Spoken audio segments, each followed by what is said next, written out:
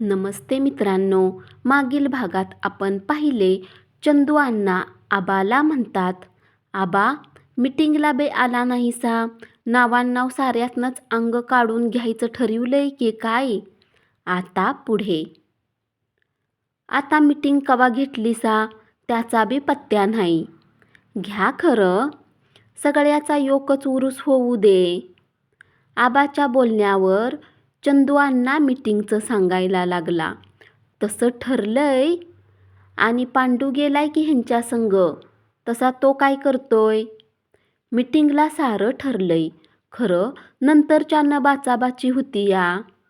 मिचका सर्जा म्हणाला. चंदू अण्णा, कशाची बाचाबाच होती या? कुस्त्या सकट पहिल्यागत होणार. उगच तुम्ही कुठंतरी असं बोलू नका.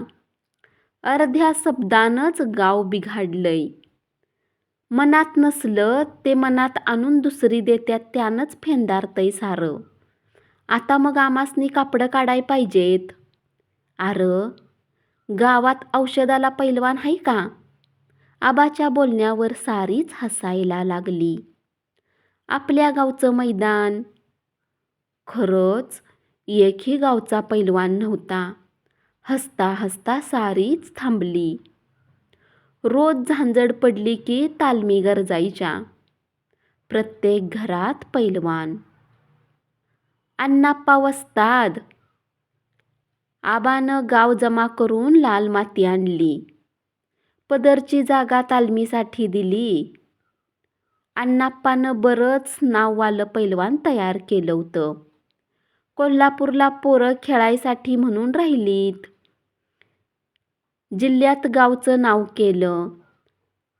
अण्णाप्पाच्या मागं वस्ताद झाला नाही. पोरासनी नादही नाही. आता तालीम रातधॅड उघडीच. तिथं 3 पानांचा डाव घुमतोय. त्यातल्या पैशानं 1-2 दिवसानं मांसकाण शिजतंय. दिवसाला दारूच्या बाटल्या फुटल्यात.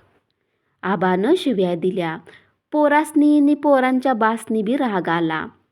कुलूप लावलं, पण 2 दिवसानं कुलपाच्या जाग्यावर कुलूपच राहिलं नाही. दार उघडायचं तसं उघडलं. त्या धरणं आबाच्या तोंडाला त्याबाबत कुलूपच होतं. आजच तो पैलवानासाठी बोलला होता. त्याचं काय झालं? असंच एके दिवशी संध्याकाळी तालमीत मटण शिजत होतं. नाम्या डवंगाचं पोरगं जाळ घालत बसलं होतं. बाकीची एका कोपऱ्यात पीत बसली होती. शिजीव लवकर असा सारखा घोषात त्याच्या मागं लावला होता. म्हणून त्यानं ताटातच मटणाची 2 फुटं नि रस्सा घातला. निवल्याला रस्सा बघून झुरका मारला. तोंडात फुटं घालणार तेवढ्यात त्यांचं साऱ्यांचं लक्ष गेलं. मटण शिजल्यालं बघीत संपवलंस म्हणून सारीच उठली. नशेत त्यांनी दार लावून त्याला मारला. त्याच्या अंगावर रस्सा ओतून मटण पण ओतलं. त्यांची भांडणं झाली. डवंगाच्या पोराला दंगा आणि किंकाळ्या ऐकून गावानं साऱ्या दार मोडलं. तर डवंगाचं पोरगं मातीत डोळं मिटून कण्हत होतं. माणसांच्या पायाला बाटल्यांच्या काचा लागल्या. त्यात चंदू अण्णा 15 दिवस लंगडत होता. दवाखान्यातनं परत आल्यावर नाम्या डवंग उडून बोलत होता. त्याचं पोरगं नि ती बाकीची पोरं परत एकत्र फिरत होती. आबालाच तालमीला कुलूप घातल्याबद्दल शिव्या देत होती. त्यांनीच दाराचं कुलूप ठेवून कडी मोडून दार उघडलं होतं.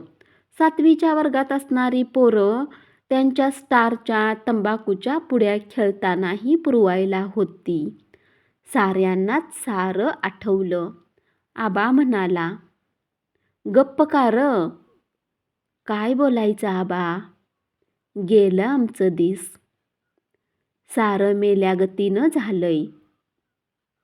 दारात जीपचा आवाज कानावर आला. बसलेल्यासनी तमाशाचं नाव ऐकायला मिळणार होतं. त्यांच्या डोक्यात बनसोड्याचा तमाशा कारखान्यावर झाल्यालं ठावं होतं. त्यापासून उरसाला हाच ठेवायचा असं सगळीजण म्हणत होती. गण्या गुरुवाला उरसात देवळातनं हलता येणार नव्हतं. आलंही असतं तर पाडव्या ठाऊनं ते जास्तच झालतं. बनसोडेचा तमाशा आणून तरी काय आपल्याला फायदा, असं त्याला वाटत होतं. म्हणूनच तो मीटिंगला म्हणत होता, पुढच्या वर्षी बघा तो. आधीच उरूस पुढं ढकललाय, यावर्षी कसला तरी बघा तमाशा. त्याला आधीच तारीख ठरवाय लागती. पण गावात तोच तमाशा आणायचं ठरलं होतं. पुढारी तिकडं म्हणूनच गेले होते. आप्पा आत आला. बाकीची जीपमधून उतरली आणि आपापल्या घराकडं दारातनंच गेली. मग ठरला तमाशा? चंदू अण्णानं सगळ्यांच्या मनातला प्रश्न विचारला. मंगला बनसोडेचा नादच सोडा. सातारकरीन आलती वडगावला. तिच्याकडं गेलो.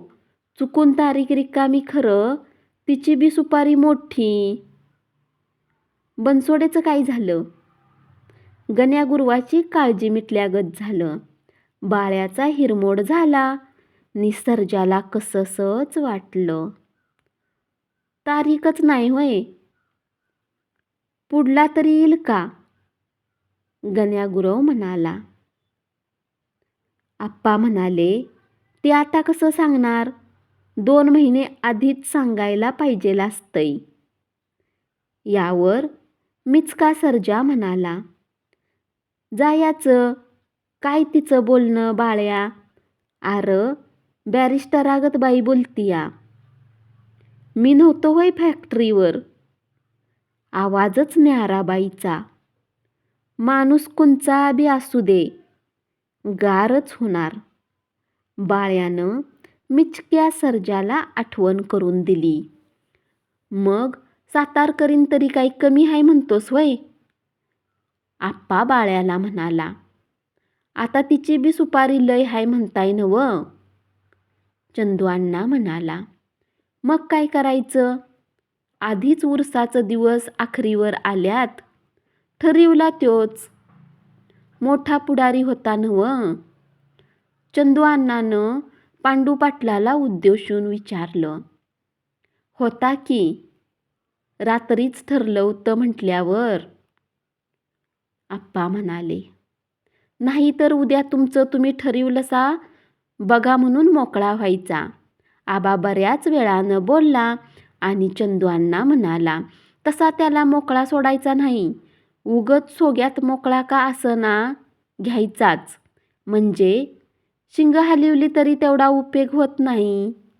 होय चंदू अण्णा, सोग्याचा बैलाला वादाडाय घावतोय तसा रिकामा नाही घावत. तुझं पटलं. धोंडीबा म्हणाला. आणि दुसरं काही नाही, उगच घाण करायची वळणं दावताय गावाला. आप्पा जेवण कराय म्हणून आत गेला. चंदू अण्णा सोडला तर बाकीची सगळी उठली. आप्पा जेवण करून बाहेर आला. चंदू अण्णा, पाहुणं पै सांगितलंस का नाही अजून? पाहुणं सांगायचंय काय हाय?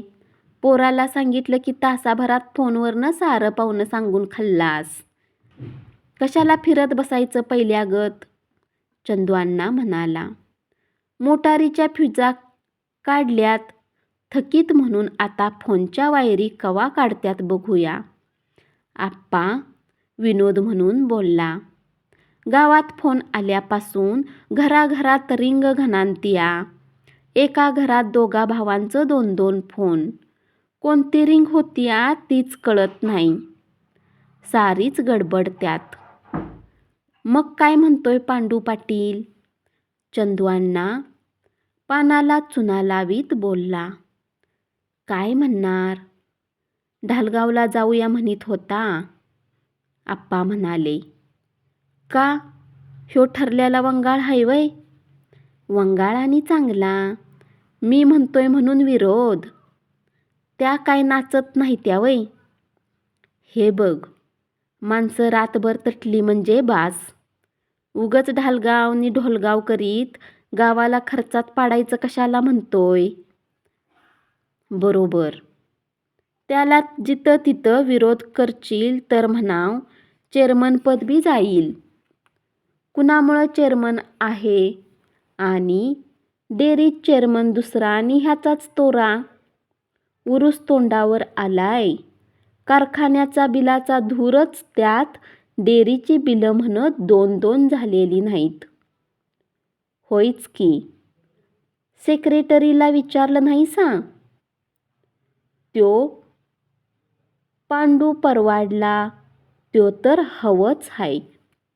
त्याला म्हण डेअरीला जीप घेऊन म्हणताना विरोध केला गावानं. संस्थांच्या गाडीवर उड्या कशाला म्हणाव. सारी उठली. आबा माडीवर गेला होता. डोळा लागत नव्हता. बराच टाईम झाला.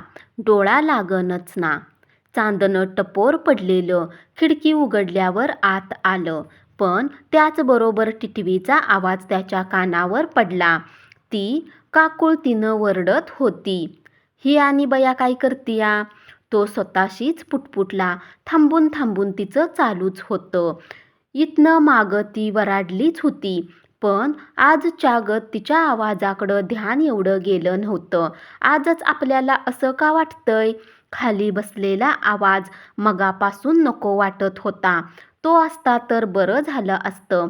तो बिछाण्यावर उठून बसला होता. टिटवी मात्र गप्प झाली नव्हती. गुढीपाडव्याचा प्रसंग उगचच वाळवीगत त्याच्या डोक्यात कुरतडत होता. त्या दिवशीचं वर्तमानपत्रात आलेलं गावाचं नाव, आलेलं पोलीस, मामलेदार सारंच त्याला कसंसंच वाटत होतं. आता उरूस. परगावचं पै पाहुणं येणार.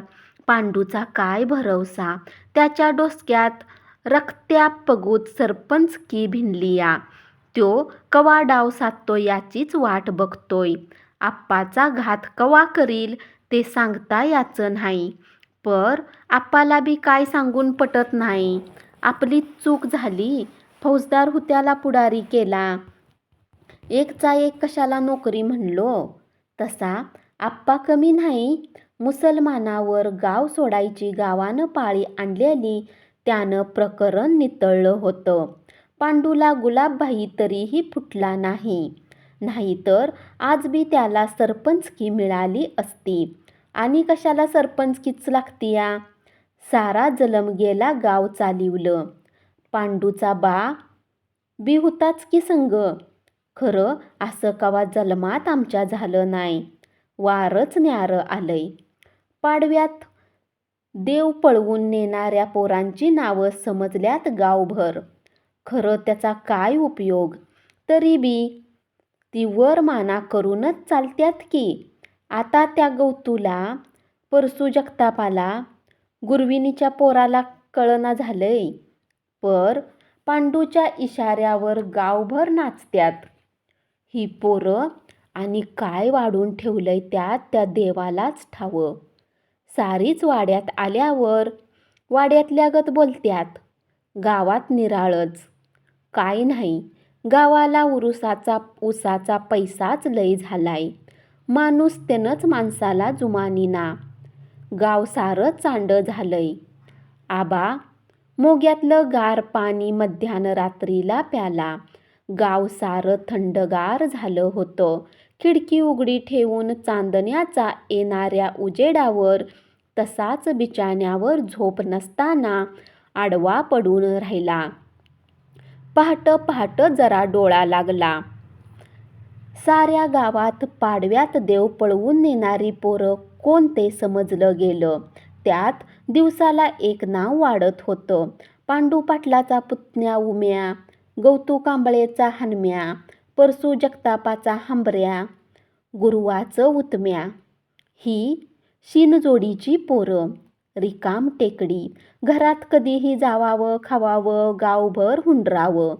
देवळाचा पार, तालमीचा कट्टा, दूध डेअरीचा वरांडा या जागेवरनी दिवसच्या दिवस आणखी 10-5 गोळा करून घालवायची. पांडूनं हाक मारली की त्याच्या मोटारसायकलवरनं जावावं, त्याच्या घरात बसावं असंच ह्यांचं काम. आप्पा मात्र ह्या पोरांच्यावर तिरका डोळा करूनच होता. उरुसात ही काहीतरी कलागत करतील. 4 गावची पोरं येणार. आधीच पाडव्यापासून प्रत्येक गावाचा पुढारी विचारतोय, या विचारानं त्याचं डोसकं मुरमुरत होतं. त्यात पोलीस स्टेशनला फोन केल्यावर तर फौजदारानं डोकंच खाल्लं. कशाला सरपंच एवढा मोठा उरूस भरवताय? फुकट खर्च आणि डोकी फोडायची संधी. त्याचवेळी रागानंच आप्पा फौजदाराला बोलला, कानफट्या नाव एकदा पडलं की कुणालाही बोलताय मात्र फावतंय. तुम्ही तुमचं काम करा. तालुक्यातल्या पुढाऱ्यांना आणि अधिकाऱ्यांनाही असं गावाविषयी वाटावं. ही सारीच आपली किंमत जोकायला लागल्यात. फौजदारानं असं बोलावं, त्याला आणखी तानपटाय आला. पण तोंडावर उरूस म्हणूनच गप्प बसायची वेळ. आप्पा कामानिमित्त नि उरसाला सांगाय म्हणून BDOकडे गेला. आप्पाला बघून BDO म्हणाला, काय सरपंच, गाव शांत झालं की नाही? तसा आप्पा पेटल्यागत झाला. मग काय, तुमचा विचार असेल तर पंचायतीच्या साऱ्या स्टाफला घेऊन या आणि पेटवा. तसा BDO ओशाळल्यागत झाला. मला तसं म्हणायचं नव्हतं ओ सरपंच. आप्पा थंड झाला नव्हता. साहेब, कळतंय, बोळ्यानं दूध पितोय आम्ही असं वाटतंय का तुम्हाला? कामाचं बोलत जावा. तुम्हाला सारी माणसं सारखीच. शेवटी BDOनं माघार घेतली. आप्पाचं चांगलंच बिनसलंय. तसा आप्पा त्यांच्या तालुक्यात असणारा, इतर सरपंचांच्यात ग्रॅज्युएट असणारा एकमेव माणूस. आपण जरा चुकलोच. इतर सरपंचागत बारक्यासारख्या कामासाठी कुठल्याच पुढाऱ्यांना आपल्या टेबलाकडं आणीत नव्हता. नियमात बसणारी कामं करून घेत होता. त्याची माहिती विचारत होता. शासनाच्या योजना समजत होत्या. इतरांना समजावून सांगत होता. म्हणूनच आपण गेल्या वर्षी सरपंच परिषदेसाठी तालुक्यातनं आप्पाची निवड केली होती. आपल्यात बऱ्याचदा अधिकाऱ्यांच्यात चर्चा होती, ह्या माणसाला आमदारानं सभापती करावं. काम करणं सोपं जाईल. पण आमदारालाच कदाचित भीती वाटत असल. कारण तालुका उद्या आप्पाच्या मागणं जाईल. आपली पंचायत होईल. BDOला तंद्री लागल्यागतच झालं. आप्पा जाता जाता, बघा, या सर्व स्टाफ घेऊन जेवायला. राग आला असाल तर अगदी याच. साहेब, या विषयावर आपण नंतर बोलू हवं तर. आप्पानं सावरून घेतल्यागत केलं. फोनवर पाहुणे थोडेच सांगितले. आबाला त्यानं सांगितलं, आपण बोलवू नंतर पाहुण्यांना. धोंडीबाला घराकडं काय करूच नको म्हणाव. आबा, इथंच त्याची बायको आणि तोही मदत करील. तेवढ्यात कोंडीबा आला. काय कोंडीबा? तो काही बोलला नाही. धोंडीबाला वाड्यात परकं असं वाटायचंच नाही. आप्पा त्याच्या पोराला रवीबरोबर न चुकता कपडा लत्ता आणायचा. त्याची बायकोही वाड्यात आप्पाच्या बायकोला मदत करत असायची. बऱ्याचदा घरात त्यांची चूल पेटायची नाही. सारीच इथं जेवा खायला असायची. आप्पा, महारुड्यात रात्री कचकच झाली म्हण. धोंडीबानं आप्पाला माहिती दिली. आणि मला कशी समजली नाही? कुणाच्यात? त्यांच्यातल्या त्यांच्यातच. मोठा पुढारी गेलता तिथं. मला ढकाळला तिथनं खाली येत्याला. आणि कोण होतं? कोण असणार? मागणं फिरत्यात तीच की, गुरवाचं उतम्या, परशा, जगतापाचं हंबऱ्या. धन्यवाद.